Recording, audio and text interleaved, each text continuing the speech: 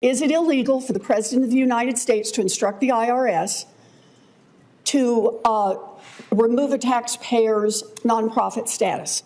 Prohibits any member of the executive branch to request the IRS to conduct or terminate an audit of the taxpayer. Right. Is that a yes? I'd have to go to the lawyers at the IRS to tell me. No, come on.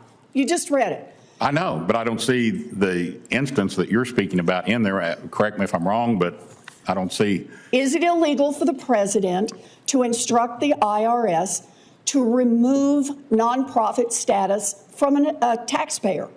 I'm not going to have the answer that you need, and I apologize, but like I said. Why are you not having the answer? You've had 3 weeks to consult with lawyers.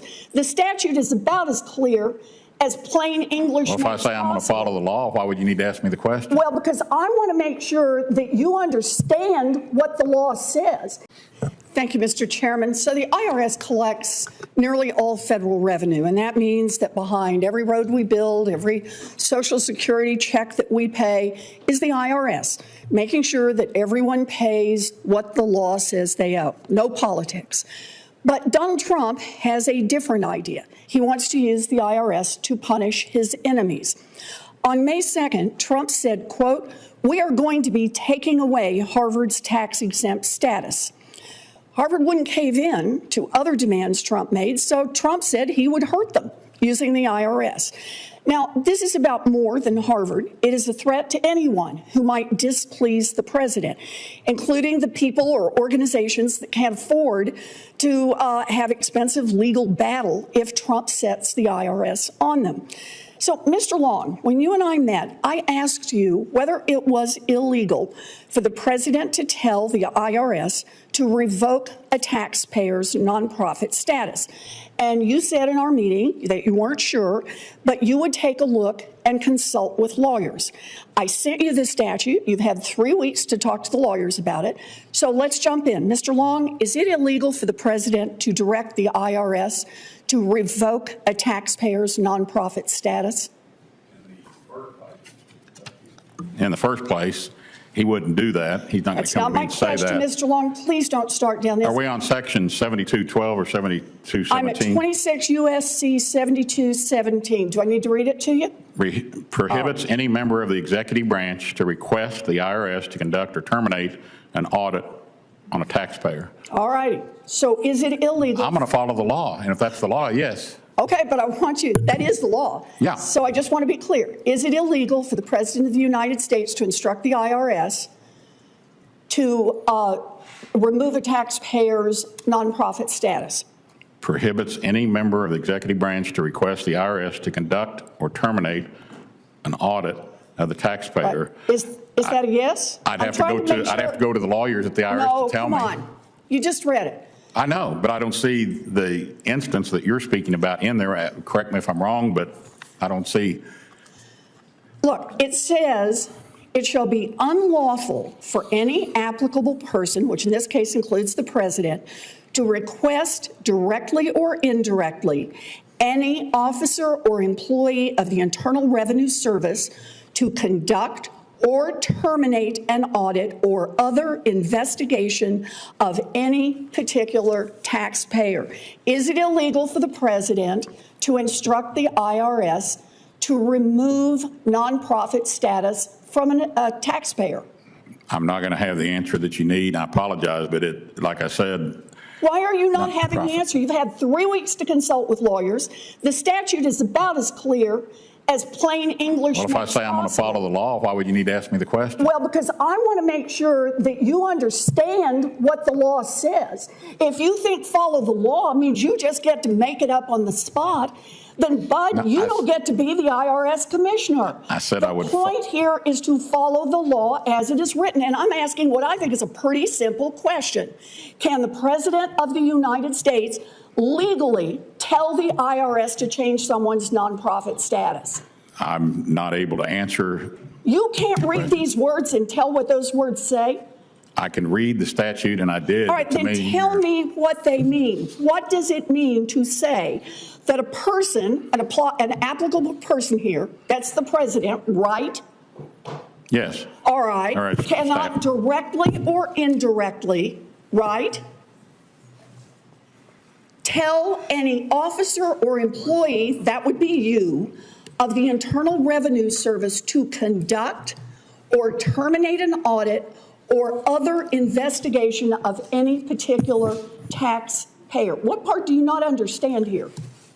It seems to be a nonprofit. I don't see exactly what it refers to. Any taxpayer, to start an investigation of any taxpayer. If it's illegal, I'm not going to allow it to happen in my IRS. Is it illegal? That's the question. Me and you will be friends then. I want to be your friend anyway, but we will be on the same page. I'm going to follow the law, and if that's point blank the law. What do you understand the law to be saying about the president telling the IRS in his dealings with any particular taxpayer? What do you understand this law to be saying? I think it sounds like it's saying what you're saying, but I've got a little bit of the section here, and I talked to an attorney that used to be at the IRS and now going to maybe be back at the IRS, and I'm sorry if I don't have the answer. What, you mean the lawyers told you they couldn't understand this? The what? The lawyers told you they couldn't understand this? I didn't say that. Well, then tell me, what part do you not understand? It says no person, and you've said that's the president, that includes the president, cannot instruct any officer, that would be you, of the IRS to conduct or to terminate an audit or other investigation for any particular taxpayer. I don't intend to let anybody direct me to start audit for political reasons or any other type of reason. Does that include the President of the United States? That's anyone. Can you say yes, that the President of the United States cannot tell the IRS what to do? I can tell them they're not going to tell me what to do. I can't speak for if there's other agents at the IRS that you're talking about, but I'm telling you what I don't want to have happen in my IRS. You know, Mr. Long, you'd have a lot more credibility if you just say yes. It's clear that the statute makes it illegal for the president to direct the IRS vis-a-vis any particular taxpayer. And the fact that you want to sit there and dance around about this tells me that you shouldn't be within 1,000 miles of the directorship of the IRS. I apologize. This exchange between Senator Elizabeth Warren and President Trump's nominee for IRS Commissioner, Mr. Long, is one of those hearings that perfectly encapsulates why accountability and rule of law matter in government. What we just watched wasn't simply a political back and forth. It was a moment that exposed the tension between the fundamental duty of a public official and the creeping threat of presidential overreach. Senator Warren begins with a very simple premise. The IRS isn't just a tax collector. It's one of the pillars of how the government functions, funding infrastructure, social security, national defense, education, and so much more. When people talk about government spending, it's the IRS that ensures that money exists in the first place. So, when a president tries to weaponize that agency, it's not just a violation of ethics, it's an assault on the core of how democracy works. She cites Trump's public statement threatening to revoke Harvard's tax-exempt status after the university refused to comply with his unrelated demands. That's not just political bluster. It's an explicit signal that the president might be willing to use one of the most powerful enforcement arms of the government to target perceived enemies. That's exactly what the law, in this case 26 U.S. Code Section 7217, was written to prevent. Warren doesn't just make the accusation. She methodically walks the nominee through the text of the law itself, line by line. It literally says that no one, including the president, may direct or request the IRS to conduct or terminate an audit or investigation of any taxpayer. The law could not be clearer. Yet, even when confronted with this plain language, Mr. Long struggles to give a straight answer. This is where Warren's questioning becomes so powerful. It's not just about catching him in a gotcha moment. It's about testing his independence. The IRS commissioner must be absolutely insulated from political interference. The job requires integrity and backbone. When Warren presses him again and again to simply say, yes, it is illegal for the president to do that, and he can't bring himself to say it, it raises serious red flags about whether he will stand up to political pressure. And that's the heart of Warren's frustration. The law is not ambiguous. It's written to safeguard the American people from exactly this kind of abuse, from a leader using the machinery of government to punish critics or reward allies. Her insistence on having him read and interpret the statute word for word wasn't petty. It was a deliberate act to show viewers that the issue isn't complicated. It's about whether someone in a position of great authority will respect the rule of law or allow themselves to become a political tool. This hearing reminds us why oversight matters. It shows how dangerous it can be when officials are more loyal to a person than to the Constitution. Warren's line, "If you think follow the law means you get to make it up on the spot, then bud, you don't get to be the IRS commissioner," cuts right to the point. She's not just holding this nominee accountable, she's making a statement about what kind of country we want to be.